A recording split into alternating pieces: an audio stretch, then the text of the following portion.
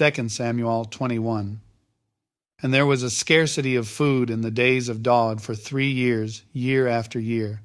And Daud sought the face of Yahuah, and Yahuah answered, because of Saul and his bloodthirsty house, because he killed the Gibeonites.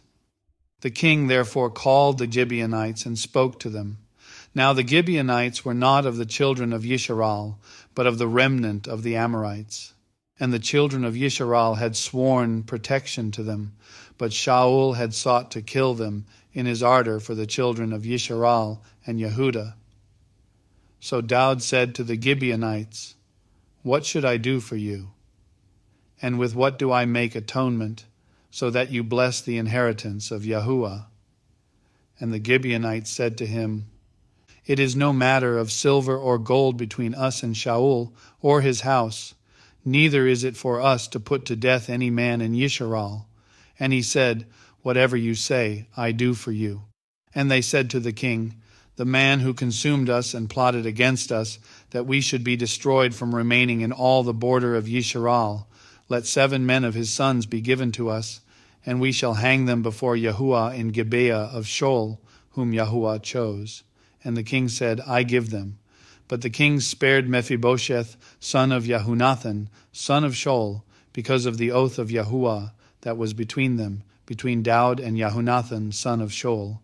And the king took the 2 sons of Rizpah, the daughter of Aiah, whom she bore to Saul, Armoni and the other Mephibosheth, and the 5 sons of Mikal, the daughter of Shaul, whom she brought up for Adriel, the son of Barzillai, the Mechalathite, and gave them into the hands of the Gibeonites, and they hanged them on the hill before Yahuah.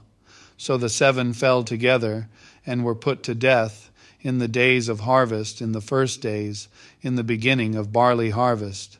And Rizpah, the daughter of Aiah, took sackcloth and spread it for herself on the rock, from the beginning of harvest until the late rains poured on them from the heavens. And she did not allow the birds of the heavens to rest on them by day, nor the beasts of the field by night. And Daud was informed what Rizpah, the daughter of Aiah, the concubine of Shaul, had done.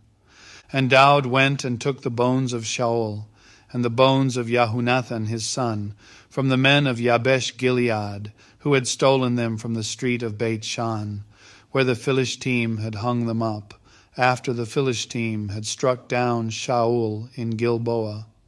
And he brought up the bones of Shaul and the bones of Yehonathan his son from there, and they gathered the bones of those who had been hanged, and buried the bones of Shaul and Yehonathan his son in the land of Benjamin in Selah, in the tomb of Kish his father, and did all that the king commanded. And after that Elohim heard prayer for the land. And the Philistine were again fighting against Yisharal. So Daud and his servants with him went down and fought against the Philistine. And Daud was weary, and Yishbo-benob, who was one of the sons of the giant, the weight of whose bronze spear was 300 pieces, who was bearing a new sword, spoke of killing Daud.